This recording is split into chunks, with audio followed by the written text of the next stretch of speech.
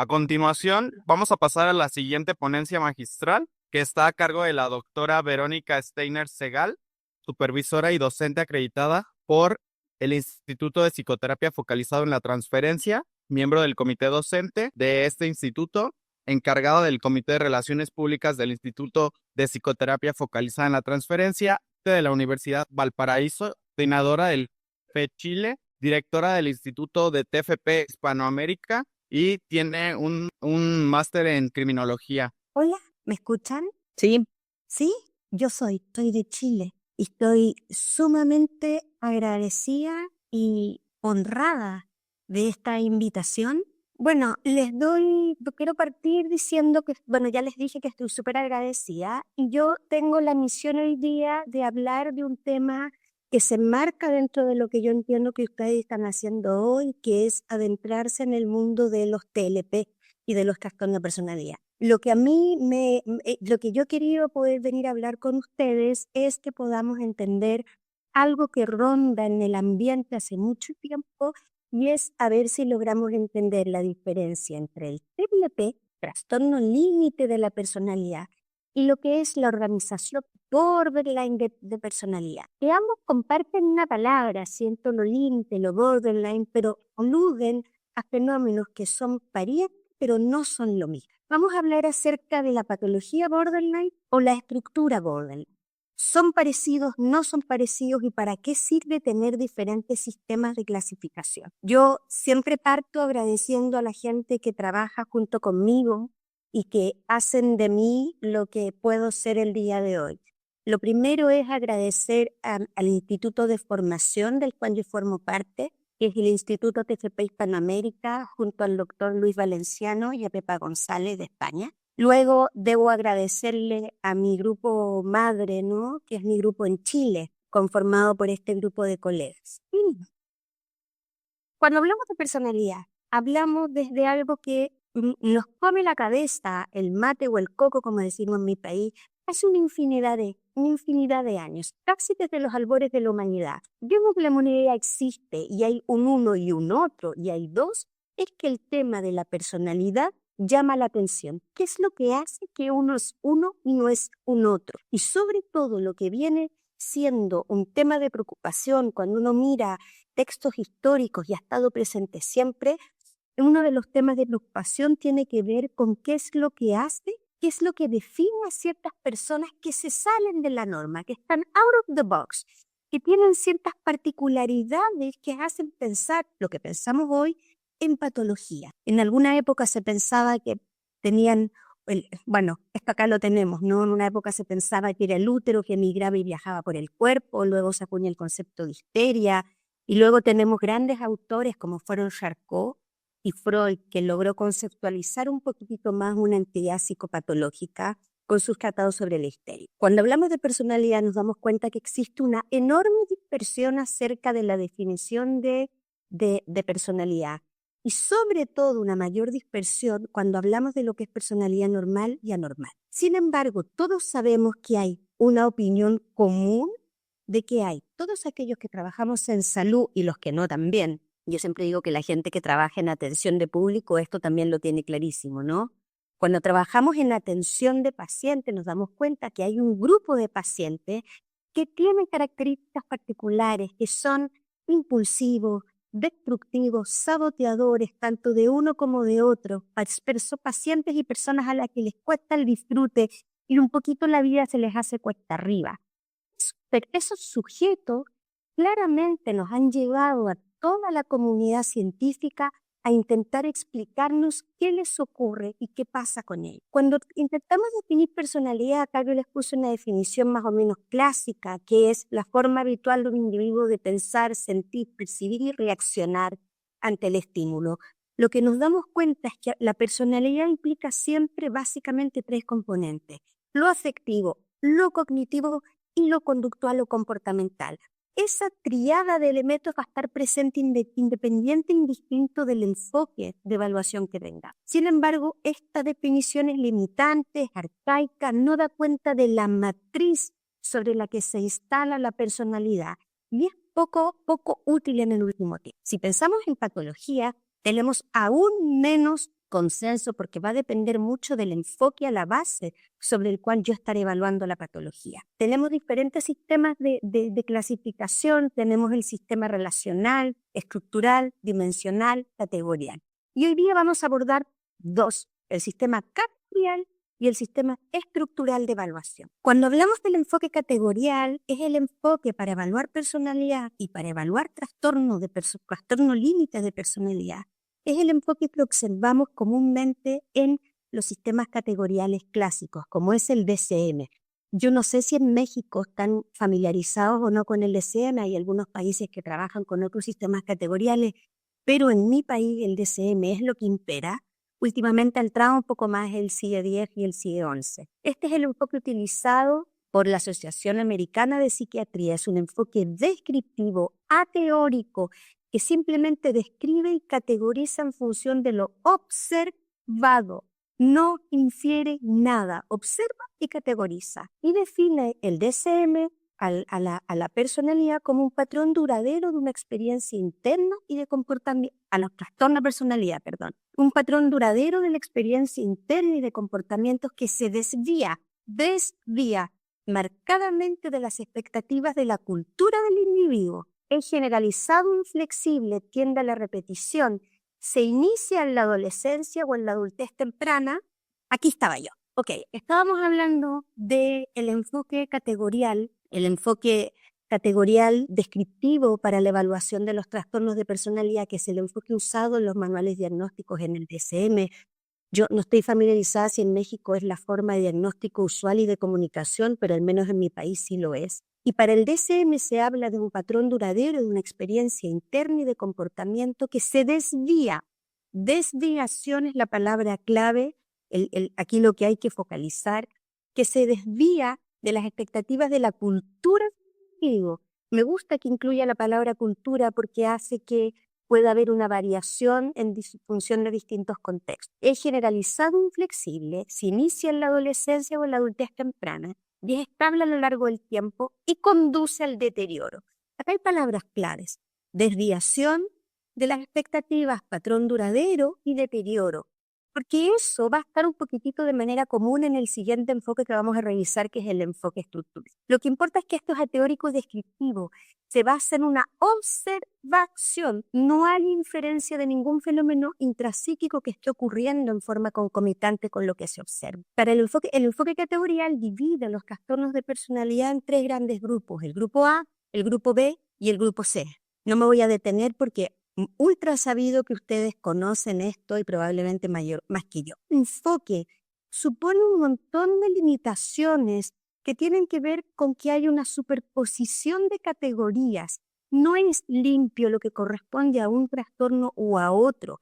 Y finalmente, por esta superposición y esta falta de sutileza y de matices que arroja el diagnóstico descriptivo categorial, es que se dificulta la posibilidad de un entendimiento acabado que permita una planificación y una proyección de la patología a futuro con o sin intervención psicoterapéutica o psicofarmacológica. No da cuenta de una realidad profunda que permita poner a disposición todos los dispositivos indicados para poder ayudar a la persona. Y por lo mismo es un enfoque que, si bien es muy útil para la comunicación, hemos observado en la comunidad científica que en los últimos años que para entender un trastorno de personalidad es conveniente poder adentrarse dentro de lo que es el funcionamiento intrapsíquico del sujeto para poder entender las diferencias sutiles. Esto es lo que ustedes conocen como tiene que haber una cierta cantidad de elementos presentes para poder plantear un TLP o no. En mi experiencia personal, esta forma diagnóstica impide, por ejemplo, que podamos darle una cabida y una adecuada atención, sobre todo a los trastornos psicopatológicos más graves, sobre todo a todo lo que tiene que ver con narcisismo, trastorno paranoide, esquizoide, esquizotípico, quedan bajamente representados en el DSM. El trastorno límite de personalidad tiene ciertas características claves que tenemos que saber, que son la inestabilidad de todo, ¿no? de las relaciones tanto con los demás como con uno mismo, sobre todo una inestabilidad en la autoimagen, en los afectos, marcados por una brutal impulsividad, que es lo que lleva a estos pacientes a tener cortes y ideaciones suicidas. Los TLP se caracterizan por una incoherencia. Hay una mutabilidad constante de distintos estados, es lo que se conoce como blanco y negro, pero es blanco, negro, luego blanco, luego negro, luego blanco. Hay una superposición de estados, de pensamientos y de sentimientos que es muy, muy, muy voluble y rápida. Cuando pensamos en TLP, trastorno de personalidad límite u organización borderline, lo que tenemos que entender es que son dos sistemas de clasificación diferentes. El sistema de clasificación estructural, en este sistema el TLP es uno más de muchos otros trastornos que observamos, que lo que ha hecho el enfoque estructural y el doctor Otto Kemper en algún minuto de su vida es entender qué es lo que subyace, cuál es la matriz sobre la cual se yerguen y se elevan todos los trastornos de personalidad, los trastornos severos de personalidad.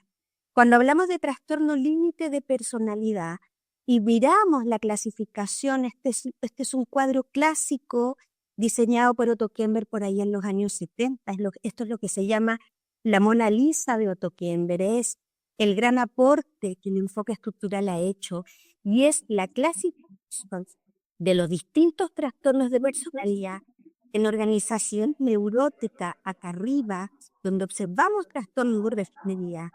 Luego, en una organización, en lo que llamamos la organización borderline de personalidad, dividida en borderline alto y borderline bajo, y luego en la estructura psicótica. Todos los trastornos que observamos acá en verde y en rojo comparten entre sí la existencia de una dificultad en la identidad y en otras estructuras psicológicas que voy a pasar a describir. Como observan, el TLP, trastorno límite, es un trastorno dentro de muchos otros. En el enfoque descriptivo categorial, cada uno de estos son categorías separadas, muy distantes unas de otras. En el enfoque estructural, lo que observamos es que todas estas tienen algo en común. Y eso es lo que les voy a explicar. El enfoque estructural es una evolución de todos los estudios acerca del carácter con los que comienza el psicoanálisis después de... En este sistema, la personalidad es un continuo que va entre lo psicótico, lo limítrofe, lo neurótico y lo normal. Si volvemos a la lámina anterior, todo esto es la personalidad se sitúa en todo este amplio espectro que va desde lo psicótico hasta lo normal que está por ahí arriba donde hay gente. Yo siempre digo que son raros los normales. Al menos yo no me pongo ahí automáticamente. Y la organización de personalidad va a referirse, organización de personalidad o piso de salud, que es la manera en la que lo definimos en el último tiempo, es la nueva nosología.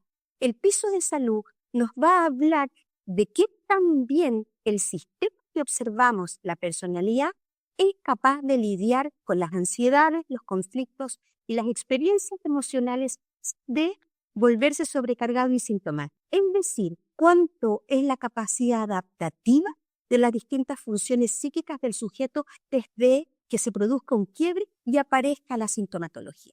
Efectivamente, lo que nosotros podemos pensar es que cada tipo de subestructura, borderline alto, borderline medio, estructura psicótica, tiene ciertas características distintivas y propias de cada uno antes de que sobrevenga el colapso y aparezcan los aspectos enfermos de la personalidad. Por la misma manera, la personalidad sana también va a tener la expresión de la personalidad más sana y más adaptativa del sujeto, también va a tener particularidad. Lo que entendemos como personalidad en el enfoque estructural es que la personalidad es la expresión de las estructuras mentales internas del sujeto. Para eso vamos a tratar de pensar, y yo voy a intentar explicarles lo mejor que pueda lo que es una estructura mental. Y una estructura mental es el proceso psicológico, que va a estar por debajo de lo que yo observo. Va a subyacer a lo que yo observo y organiza características descriptivas del funcionamiento. Es decir, a un comportamiento, por ejemplo, a cortes, que es un comportamiento observable, una un síntoma típico de los trastornos de TLP y algunos otros trastornos de personalidad. Eso es lo que yo observo. Y esto que yo veo va a tener una organización psíquica, la base, que va a dar cuenta de ello. El enfoque estructural es el estudio y el análisis de las estructuras internas que subyacen a lo comportamental. En este modelo, lo que yo observo es reflejo de la naturaleza de cómo se organizan entre sí las distintas estructuras psicológicas subyacentes. Y vamos a clasificar las distintas patologías y cuadros en función de cómo se organizan entre sí distintos elementos que categorizamos como radios. Si ustedes ven, yo he puesto una letra en negrita en cada uno. Y el enfoque estructural para dar cuenta de un cuadro psicopatológico va a ser una combinación y análisis de cómo el sujeto percibe la realidad, de cómo el sujeto controla y modula la agresión, expresión y control de la agresión, de cómo es la conceptualización de la identidad propia y de otros, de cómo son los mecanismos de defensa propios del sujeto, cómo son las relaciones con otros y cómo es el funcionamiento moral o super yo del sujeto. ¿Ok? En función de esto, vamos a pensar que las estructuras psicológicas se infieren, no se observan.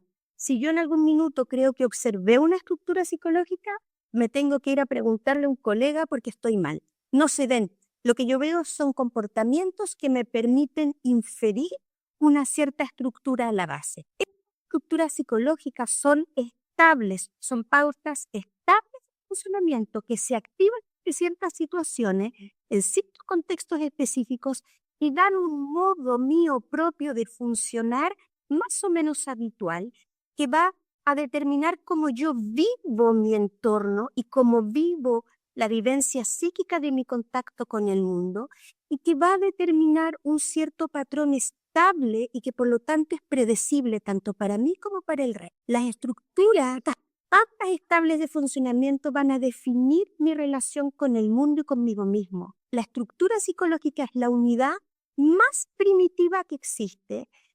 Y se instaura desde el nacimiento en el bebé. Estructura psicológica se definen como 3 elementos que se combinan entre sí y que luego se articulan y darán cuenta de toda la vida psíquica y de todo el comportamiento del sujeto. Por un lado, es la imagen que el sujeto tiene de sí mismo en una interacción con un otro, ligados por un aspecto de esa interrelación. Y les voy a explicar cómo se da esto. Las estructuras psicológicas se originan porque desde el inicio de la vida, desde el nacimiento, el sujeto, el bebé, tiene una disposición afectiva innata que lo lleva a contactarse con el mundo.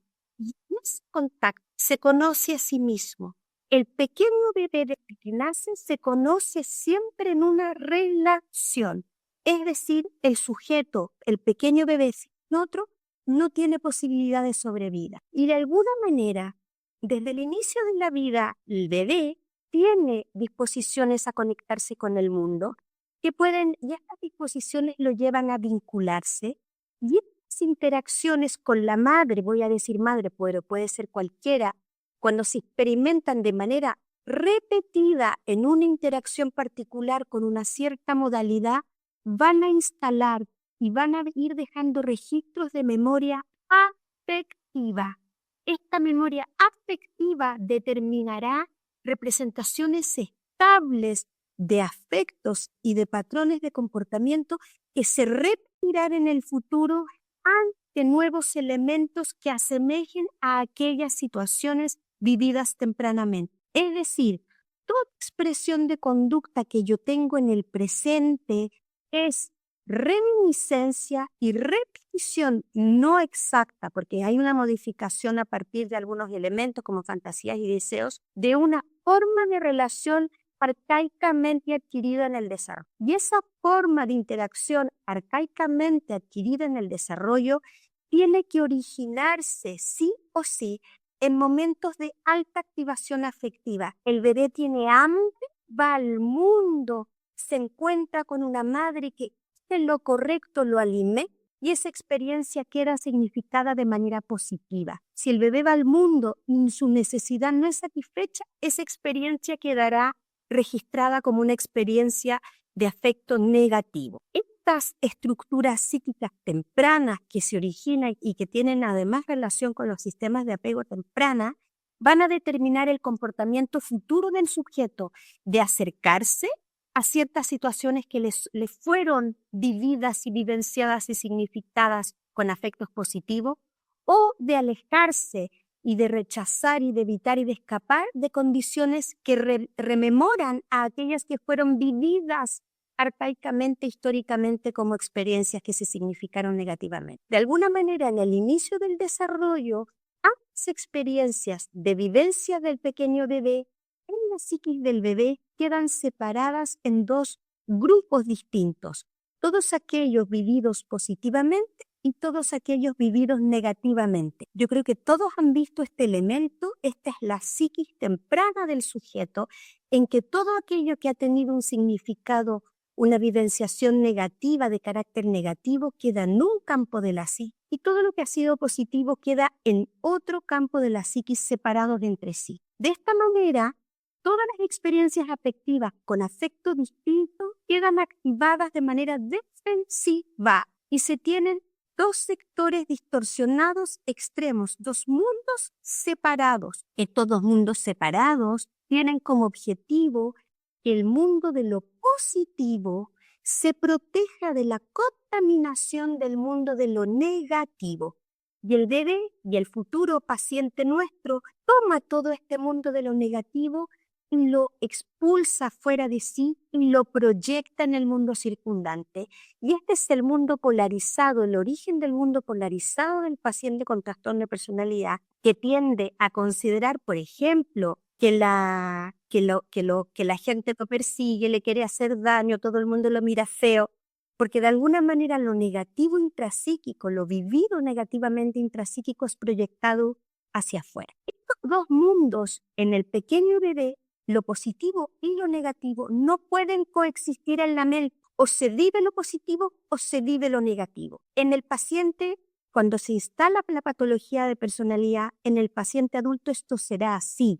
El paciente o vive afectos positivos o vive situaciones de afectos negativos. No pueden coexistir en la psiquis del paciente. Por lo tanto, uno de aquellos campos es proyectado. Con el desarrollo, estos dos campos psíquicos que se instalaron tempranamente se integran y se da paso a la personalidad normal. En ciertos pacientes esto no ocurre por distintos factores que yo no les voy a poder explicar ahora, pero obtenemos lo que es la patología de personalidad. En este enfoque, la personalidad es la integración dinámica de todos los patrones de comportamientos que se derivan del temperamento, del carácter y de los sistemas de valores internalizados. Y esta personalidad es la organización permanente que determina la forma de percibir, de sentir y de reaccionar ante los estímulos. Esta personalidad estará compuesta básicamente por dos elementos que yo voy a mencionar, que es el temperamento y el carácter. El temperamento entendido como las disposiciones innatas determinadas desde la genética y que se compone de los sistemas motivacionales y determina algo particular individual al sujeto. Dos madres que han tenido más de un hijo, yo tengo más de uno, tienen la misma genética, pero me salieron completamente distintos unos de otros. Desde temprano, desde el primer contacto, ya había algo distinto. Y esas diferencias que vienen dotadas genéticamente tienen que ver con la reactividad motora, la reactividad emocional y la capacidad de autorregulación. La interacción de este temperamento con las pautas de interacción tempranas van a dar cuenta al carácter. Y este carácter es lo observable, son las respuestas afectivas, es la forma, la organización dinámica de los patrones de comportamiento de cada sujeto, que incluye aquello que se heredó, más todo aquello que va a pasar. Cuando hacemos enfoque estructural y hacemos evaluación de personalidad, lo que observamos básicamente es que hay ciertas estructuras que se constituyeron a partir de esta unidad inicial, que es lo que yo les mencionaba, que eran las estructuras psicológicas básicas,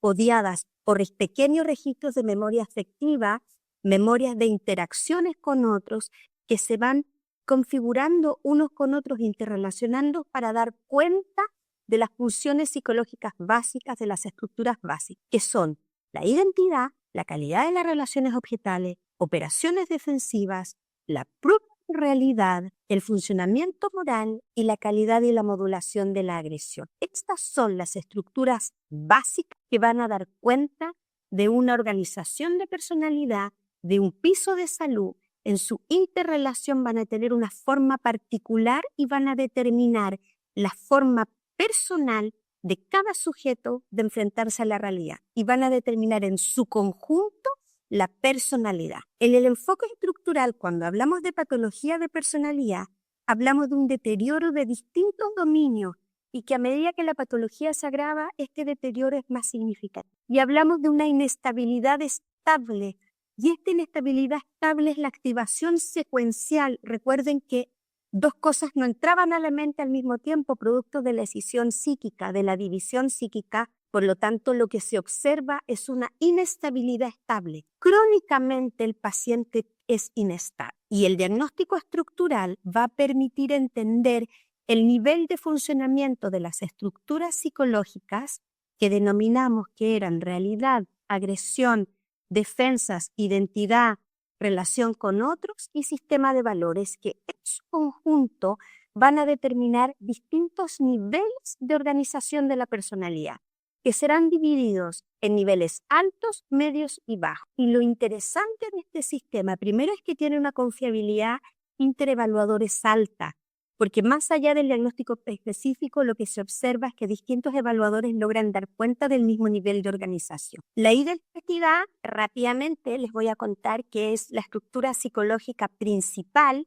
que organiza la experiencia de uno y de otros y que muy marcadamente la identidad normal, que es la madre de todas las estructuras psicológicas, la identidad va a estar asociada a la capacidad de invertir y de investir y de meterse a intereses y compromisos que tengan que ver con el mundo de lo profesional, lo intelectual, intereses interpersonales, recreativos. Y la identidad va a estar asociada a la capacidad de conocer mi mente en diferentes aspectos y también de conocer la mente de otros. La identidad es un elemento fundamental porque además la identidad sana, permite la capacidad de explorar una distinta gama de afectos complejos y modulados. Hoy por la mañana un paciente con una organización de personalidad borderline muy baja, con un trastorno narcisista antisocial, con muchos,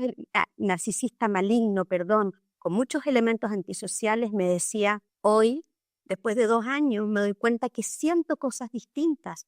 Yo antes solo sentía un vacío y un estado de colapso interno que solamente podía definir como angustia. Y hoy me puedo dar cuenta cuando estoy enojado, cuando estoy molesto, cuando estoy provocador. De alguna manera, la identidad se asocia a la capacidad de experimentar gama de afectos y además de poder experimentar afectos altos sin perder el control. Cuando hablamos de patología de identidad, característica común a todos los trastornos de personalidad, hablamos de una ausencia de sentido de sí mismo y con una vivencia de sí caótica, inestable, distorsionada, discontinua. Por lo tanto, el sujeto no tiene la capacidad de proyectar un futuro en base a un presente y en relación a un pasado. Por lo tanto, hay gustos, opiniones cambiantes y que se superponen incluso siendo muy distintos entre unos y otros. Y la experiencia de afectos propias, pobre, superficial, mal integrada, negativa, como el caso que yo les mencionaba recién. Cuando hablamos de patología de identidad, hablamos de ansiedad flotante. Cuando hablamos de los mecanismos de defensa, los protegen ante la angustia. La angustia sobreviene cuando el sujeto se enfrenta a situaciones de estrés. Y las defensas son aquellos sistemas que tenemos para proteger de las situaciones de estrés. Cuando las defensas son maduras o sanas, el sujeto funciona bien.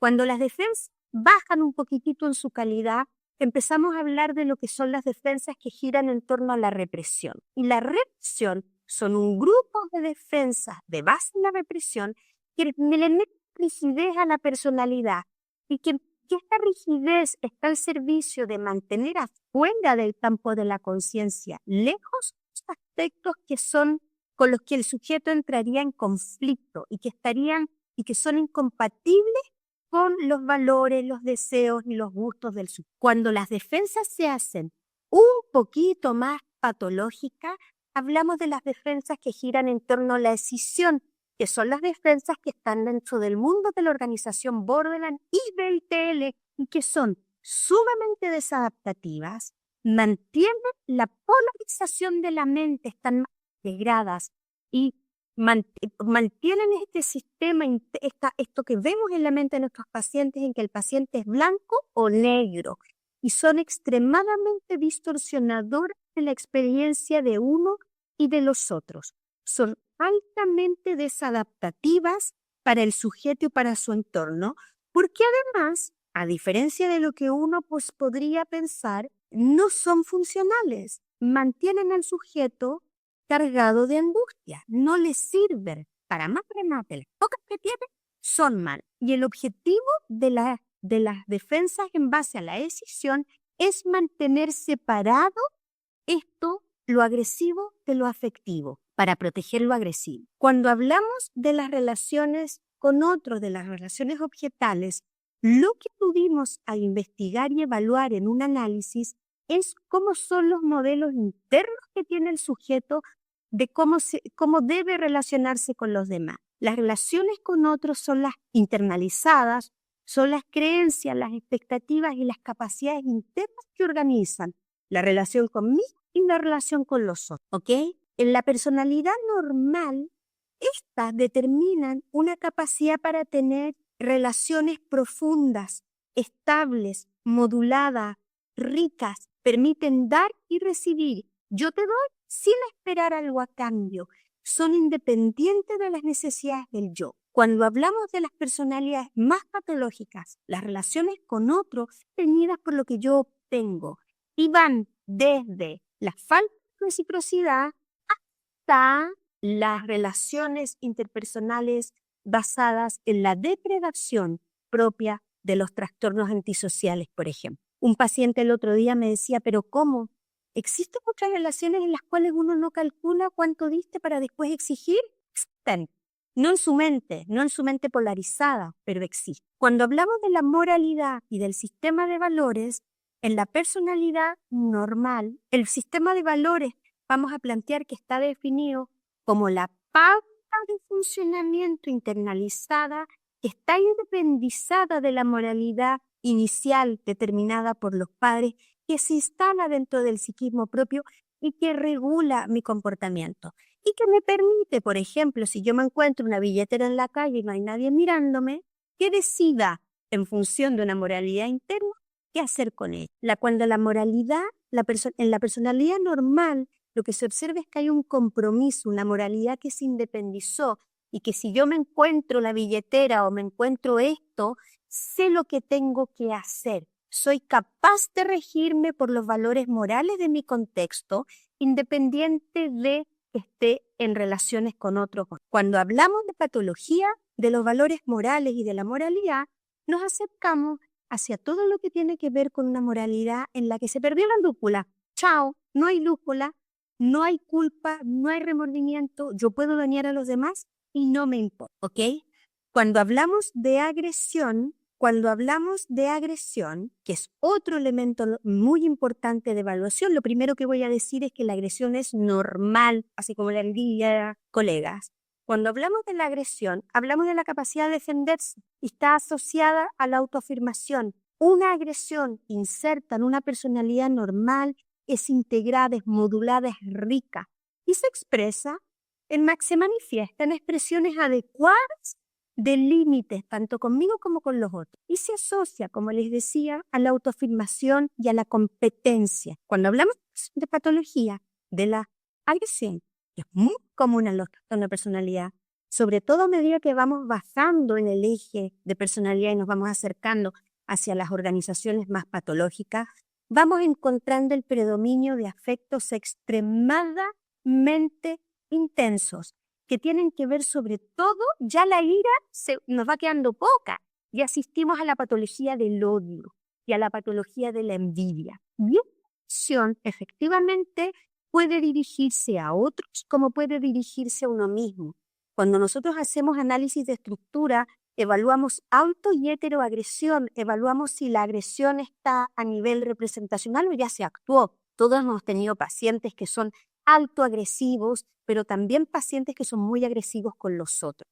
Como puso alguien en el chat, dañan y todos se dan cuenta a su alrededor, menos ellos mismos. Y no se dan cuenta por la decisión, por la proyección de todo lo intolerable en ese minuto fuera del sujeto. Por eso mismo no se pueden dar cuenta. Cuando hablamos de la evaluación de la realidad, lo que hablamos es la capacidad clásica que siempre hemos definido de diferenciar el yo del no yo y de distinguir si aquello que me ocurre proviene de mí o proviene de otros, de adentro o de afuera. Y esta capacidad de prueba de realidad es lo que determina cuadros son más graves y asistimos a cuadros psicóticos, una ausencia total de la prueba de realidad, de la prueba gruesa. Pero cuando hablamos de los trastornos de personalidad, hablamos de una alteración en el sentido que implica que en ciertas áreas ya el influjo de los afectos, acuérdense que cuando los afectos suben, se quiebran las defensas y aparece el funcionamiento patológico de la persona. Si hablamos de trastorno de personalidad y hablamos de que el mecanismo de defensa central es la escisión, lo que aparezca va a ser mucho más brutal y con una superposición al estado anterior. Cuando aparecen los afectos, la prueba fina de realidad se afecta y aparece una realidad teñida y rigidizada en relación a afectos propios. Vuelvo a ponerles el cuadro clásico. Además me encanta porque este cuadro me lo hizo mi hija, me lo dibujó ella, así que con mucho cariño se los comparto. Es la primera vez que lo uso. Me encantó cómo quedó con colorcitos. Y en esto lo que observamos es cuadros. Los que están en verde es la organización borderline alta. Lo que está en rojo es la organización borderline más severa. Y lo que está en azul abajo representa los cuadros psicóticos. Los invito a mirar los nombres de estos cuadros, porque ahora vamos a ver cómo se distribuyen entre sí. Y llegamos a este cuadro, en que vamos a poder ver la identidad, por ejemplo, vamos a tomar cualquiera. Yo no sé si luego esta presentación ustedes la tendrán disponible, pero la podrán estudiar con detalle. Pero acá podemos observar, por ejemplo, cómo vamos a ir desde una identidad consolidada con una sensación rica de sí y de otros en la organización normal, hasta la organización límite baja, por ejemplo, donde la experiencia de sí y de otros es polarizada, cargada afectivamente, distorsionada e inestable. Vamos a tomar la agresión, que es otro elemento que me gusta. En la personalidad normal es modulada y apropiada. En la personalidad neurótica se inhibe. De ahí vamos a ir variando, ¿no? Y vamos a organización límite alta. Habrá agresión verbal, arrebatos de temperamento, autoagresión, negligencia, hasta llegar, por ejemplo, a agresiones severas contra mí y contra otros, ataque físico, intimidación, mutilación, automutilación. O sea, el enfoque estructural, ya con este cual ustedes pueden ver que va a determinar una capacidad de poder diagnosticar con matices. Ya no es solo un TLP, por ejemplo, que el TLP está en la organización límite media. No es solamente una colección de síntomas, sino que es un sujeto con una patología de la entidad grave, con una experiencia de sí y de otros polarizada, con relaciones basadas básicamente en la satisfacción propia de necesidades, nula capacidad para las relaciones de dependencia, con mecanismos de defensa basados en la decisión, con una patología en la moralidad, hay una falla en los valores internalizados, un funcionamiento moral inconsistente, se pueden ver conductas antisociales circunscritas a ciertas situaciones, con una agresión mal integrada y mal modulada. Ven cómo yo con este enfoque logro un entendimiento comprensivo y descriptivo de las funciones psíquicas internas que me van a dar una mejor cuenta de la patología del sujeto con el que estoy trabajando. Y de esta manera yo voy a poder saber mejor cuál es la proyección y la planificación de tratamiento. No sé si mejor, pero distinto, para no poner a competir distintos sistemas de clasificación. Acá hay nuevamente un cuadro que representa las diferentes formas en las que se van a combinar estas estructuras psíquicas. Recuerden que estas son las estructuras psíquicas básicas y en función de cómo se manifiesten es que yo voy a poder encontrar estos diferentes diagnósticos. ¿Cómo hago esto? ¿Cómo llego a determinar esto? Lo hago a través de lo que conocemos como la entrevista estructural. que es un sistema de entrevista diseñado por el equipo de Dr. Kember y otros, no es el único, en que lo que se evalúa es distintas cosas. Se evalúan las estructuras psicológicas básicas, que son los elementos que yo les mencioné antes: realidad, agresión, defensa, identidad, relación con otros y sistema de valores, radios.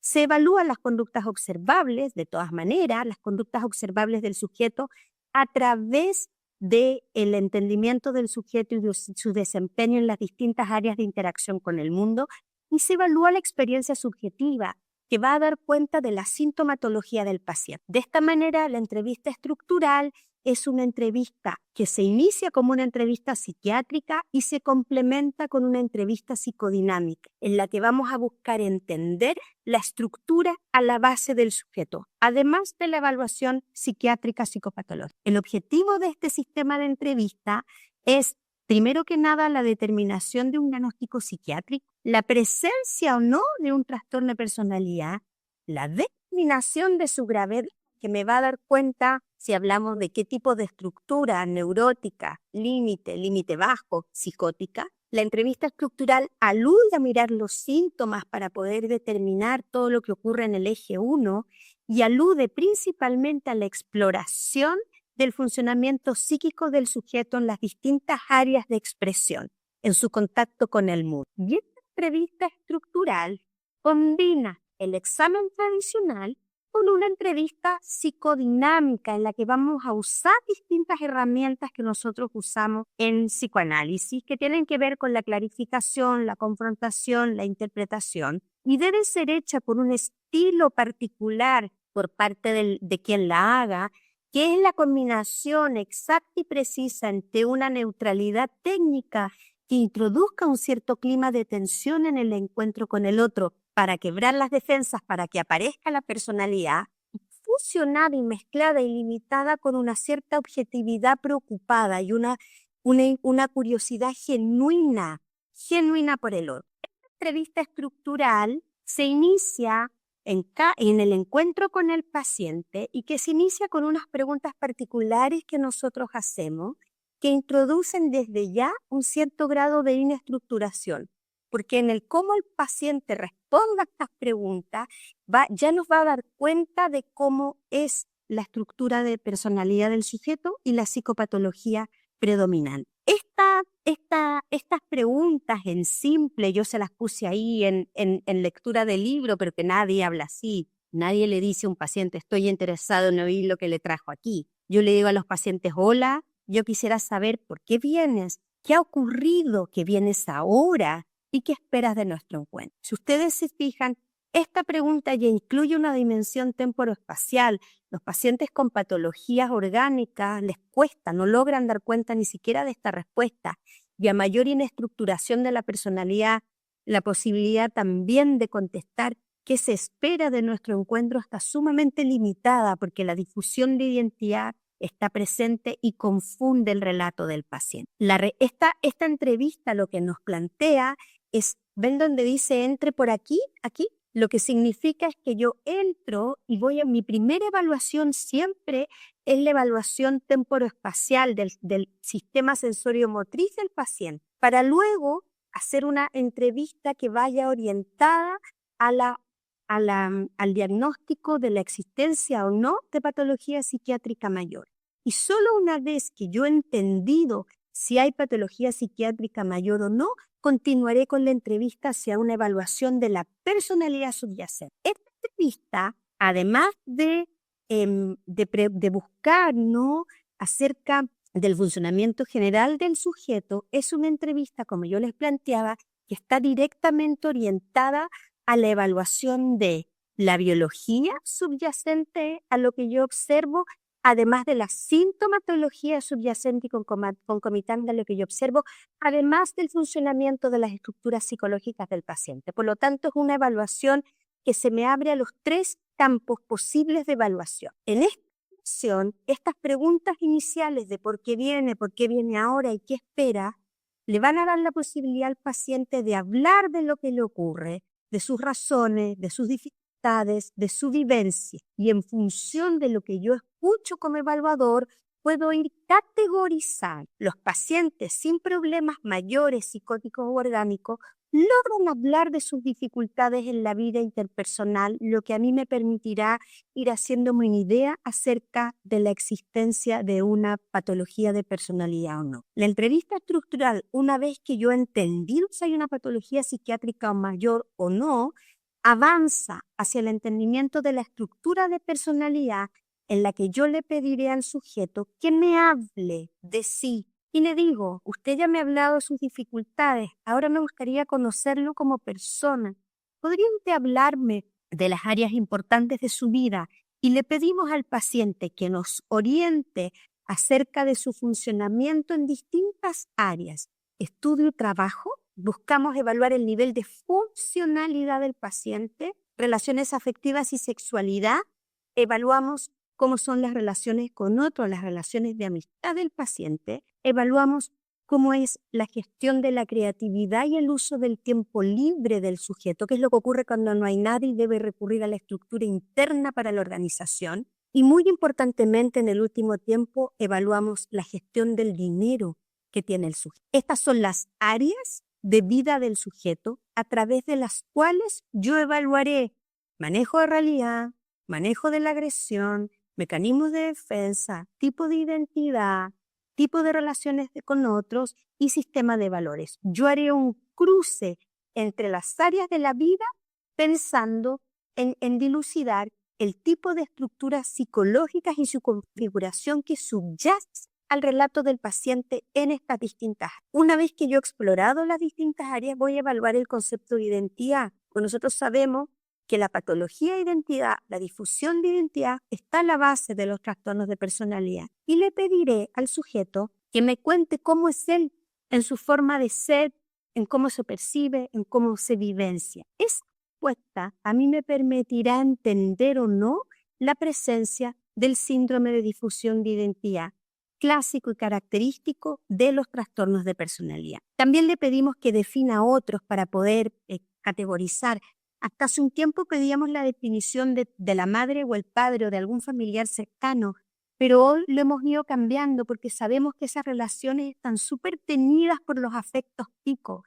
Entonces preferimos ir hacia relaciones menos cargadas afectivamente para poder evaluar la presencia o no de difusión de identidad. Cuando termina la entrevista estructural, lo que yo hago es pedirle al paciente que me diga, ¿hay algo que yo le debería haber preguntado y no le he preguntado todavía? ¿Qué piensa usted que yo le debería haber preguntado? ¿Qué conceptualiza usted que faltó?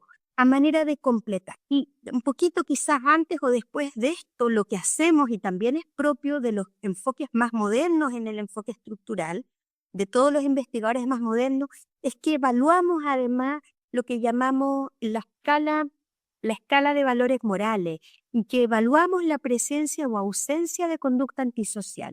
La conducta antisocial sabemos que está fuerte presente acá en el trastorno antisocial de la personalidad, pero que también hay elementos, hay rasgos antisociales y conductas antisociales en todo el amplio campo de lo que son la organización borderline.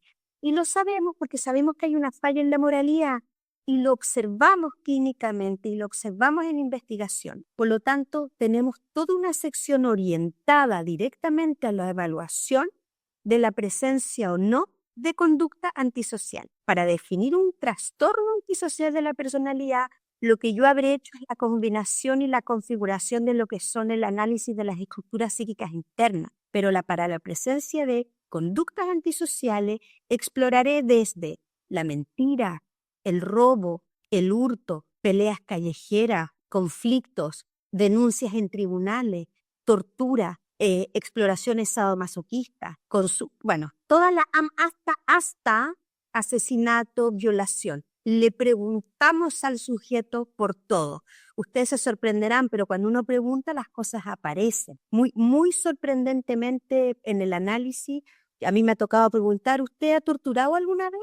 Y un paciente una vez me dijo, ¿usted no? Sorpresa, parece que la tortura para algunos sujetos está bastante más cercana a la conciencia y bastante más a flor de piel, es una expresión local de mi país, que lo que uno podría pensar. Con el análisis estructural, lo que yo deberé obtener es varios diagnósticos. Un diagnóstico multiaxial, un diagnóstico descriptivo, un diagnóstico estructural y un diagnóstico dinámico. Y muy importantemente, en el diagnóstico estructural, lo que yo deberé obtener sí o sí es el piso de salud. Y es decir, si yo estoy frente a una organización borderline baja, categorizado por lo rojo, a una organización borderline media, categorizado por lo verde, o en la neurosis o en la psicosis. Y la combinación de los elementos que yo les planteaba, les voy a volver a poner esto, es lo que me lleva a mí a entender es la fina expresión de las distintas organizaciones de personalidad. Y muy importantemente en el enfoque estructural, hemos dejado de hablar de narcisista, paranoide, sino más bien hoy hablamos de organización borderline alta, media o baja, porque de esa manera yo tengo una rica expresión de cómo se expresa la patología del sujeto. De esa manera yo obtengo un diagnóstico que me permite una planificación de mi tratamiento. Primero me permite una selección terapéutica indicada, me permite hacer una devolución diagnóstica rica en matices en las cuales los sujetos se sienten altamente identificados y representados, y me permite hacer un pronóstico a futuro de lo que va a ocurrir con tratamiento, porque lo que sabemos a partir de las investigaciones es que la estructura cambia y que un paciente con una organización de personalidad media, con un buen tratamiento, puede subir de piso de salud, como decir. Estoy terminando mi presentación para decirles que TLP u organización borderline son dos cosas distintas. El TLP forma parte de una organización borderline y mi invitación es a que puedan interiorizarse un poco más en lo que son las organizaciones de personalidad, porque permiten entender dónde está parado el sujeto y cómo es el desarrollo de las funciones psicológicas internas, de estas estructuras psicológicas internas, cosa que yo pueda entender y prever ante situaciones de crisis y de estrés cómo va a ser la reacción del paciente, y por lo tanto voy a poder saber en qué áreas debo ayudarlo para restablecer e instalar, más que restablecer, un funcionamiento psíquico adaptado. Gracias. Que estén muy bien. Adiós.